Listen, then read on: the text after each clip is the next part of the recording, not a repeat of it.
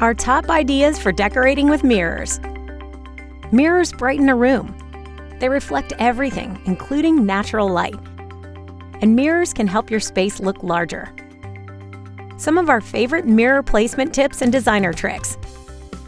Mirrors can be placed in the bathroom as long as it's a well-ventilated area. Hang a few inches above the sink to lessen splashing. Hang at least 4 to 5 inches above the top of a mantel. Use vertical mirrors to emphasize the height of the room.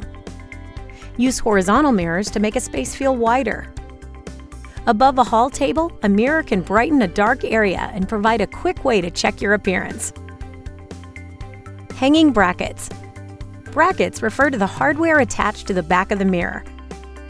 The D-ring is the most common type of hanging bracket.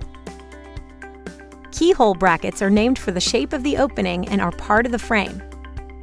The sawtooth is mostly used on smaller-sized mirrors. Thanks for watching.